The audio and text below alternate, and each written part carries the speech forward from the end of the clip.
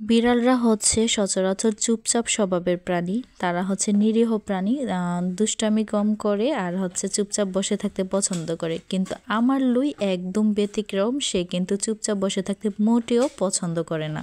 যাই হোক, hello everyone, আসসালামু আলাইকুম, welcome back to my channel. তো সবাই কেমন আছেন? আলহামদুলিল্লাহ, আল্লাহ তাআলার অশেষ রহমতে আমি অনেকটাই ভালো আছি। আর ভালো আছি বিদায় কিন্তু নতুন একটি ভিডিও নিয়ে আবারও আপনাদের মাঝে চলে এসেছি। অবশ্যই আমার ভিডিওটা সম্পূর্ণ দেখবেন। আমার চ্যানেলে যারা নতুন তারা অবশ্যই আমার চ্যানেলটা সাবস্ক্রাইব করে পাশে থাকা বেল আইকনটা কিন্তু অবশ্যই অন করে দিবেন। তারপর যাই হোক, আপনাদের মাঝে আমি একদিন বলেছিলাম যে এই বিড়ালের সম্পূর্ণ ঘটনা, মূল কাহিনী কি, কেন এই বিড়াল আমরা পালতেছি, দেন কেন আমাদের বাসায় আছে আর কিভাবে এসেছে সব কিছু তুলে ধরবো। তো আজকে সেই সময়টা চলে এসেছে, চলুন আপনাদের মাঝে শেয়ার করি এই বিড়ালটাকে কিভাবে আমরা বাসায় নিয়ে আসলাম, কোথায় থেকে আনলাম আর কেনই বা পালতেছি বা আমাদের বাসায় রাখতেছি। তো এগুলো হচ্ছে ডিটেলস আপনাদের সাথে শেয়ার করব। ও কিন্তু চুপচাপ থাকতে মোটেও পছন্দ করে না। যখন ওর মন ভালো থাকে তখন হচ্ছে প্রচুর পরিমাণে খেলাধুলা করে, আর হচ্ছে যখন খিদা লাগে তখন হচ্ছে একদম ও মনে হয় যে সব কিছু ভুলেই যায়। ও হচ্ছে অনেক বেশি চঞ্চল স্বভাবের হয়ে যায়। তারপরে এই তো ওর যেহেতু খিদা লাগছে, দেখতে দেখতে আমাদেরও খিদা লাগছে, তো খাইতে চলে আসলাম। তো দেখতে পাচ্ছেন আজকে সকালের খাবার হচ্ছে রুটিও না, তারপর হচ্ছে অন্য কোনো খাবার না, দেন আজকে ভাত খাবো। তো কী দিয়ে ভাত খাচ্ছি সেটা আপনাদের সাথে শেয়ার করতেছি। তো এখানে হচ্ছে আলুর ভর্তা আছে, তারপর হচ্ছে ডিম আছে। যেহেতু আমরা পরিবারে 3 জন মানুষ, তো 3 জনের জন্য 3টা ডিম ভাজি। আর আমার মেয়ে তো হচ্ছে ছোট, তো ওর জন্য হচ্ছে একদম ডিমটা সাদা সিধা ভাবে পোস্ট করে দিয়েছি। তো ও কিন্তু ডিম পোস্ট অনেক বেশি পছন্দ করে, তো এই জন্য হচ্ছে ওকে এভাবে ডিম পোস্ট করে দিয়েছি।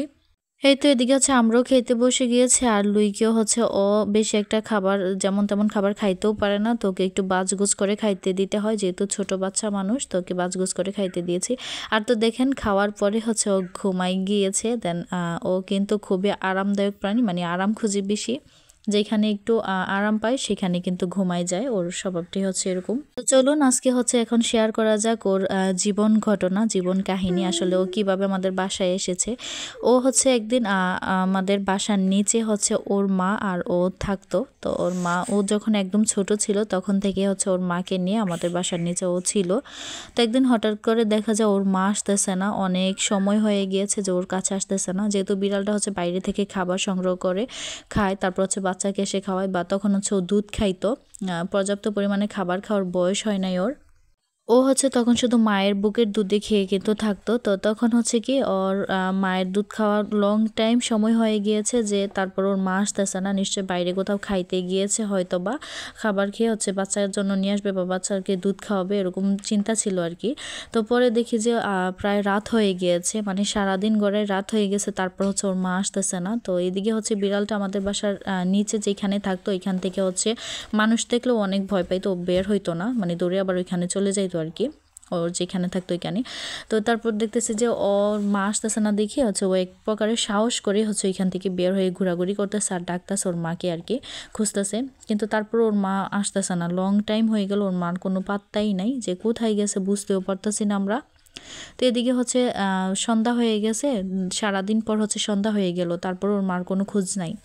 তারপর এরকম করতে করতে দেখা গেল রাত 10টা বেজে গেল, তারপর ওর মা আসতেছে না। তারপর এরকম করতে করতে আমরা ঠিক রাত 11টা পর্যন্ত ওয়েট করেছি, আমি আর আপনাদের ভাইয়া। তারপর হাফিজও কিন্তু অনেক বেশি বিড়ালটাকে পছন্দ করতো, তো তারপর ও দেখতেছে, ওয়েট করতেছে। তো দেখতেছি যে ওর মা আসতেছে না। তো চিন্তা করলাম ওর মা যেহেতু আসে না, ও তো হচ্ছে বাচ্চা বিড়াল, তো ওকে তো আর একা রাইখে আসা যায় না। আর এখানে আমাদের বাসার নিচে অনেক শিয়াল টিয়াল আছে, তো ওকে যদি রাইখেও আসি দেখা যাচ্ছে শিয়াল হয়তো বা মাইরা ফেলতো বা কিছু একটা করবে, এই চিন্তা করে হচ্ছে ওকে আমাদের বাসায় নিয়ে আসি। আমরা দোতলায় থাকি, তো দোতলায় আমাদের রুমে নিয়ে আসি।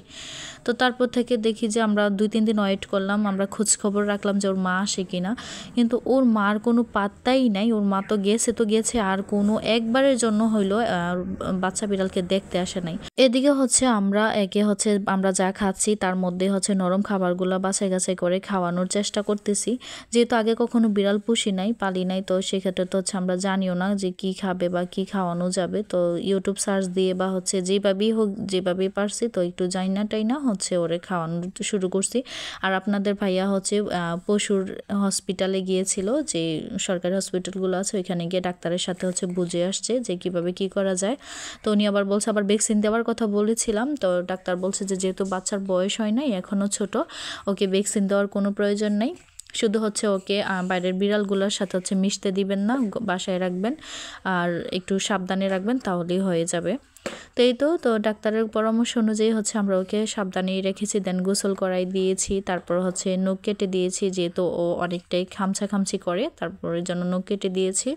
তো এই তো ওকে হচ্ছে এভাবেই আমরা পালতেছি, দেন খাওয়াই রাখতেছি। কিন্তু ওর মা একবারের জন্য হইলেও কিন্তু ওকে আর দেখতে আসে নাই। কিন্তু একদিন হচ্ছে ওর বাবা আসছিল, আয়শা হচ্ছে দূর থেকে দেখে চলে গিয়েছে। ওর বাবার সাথে আমরা তত একটা মিশতে দেই নাই। ওর বাবা যেহেতু বাইরে থাকে এজন্য হচ্ছে মিশতে দেই নাই। আর তাছাড়া ডাক্তারও নিষেধ করেছে যে বাহিরের বিড়ালদের সাথে বেশি একটা মিশতে দিবেন না, যেহেতু বাসায় পুষবেন। তো এই জন্য হচ্ছে আমরা বাহিরের বিড়ালের সাথে মিশতে দেই নাই, তো ওকে হচ্ছে বাসায় রেখেছি।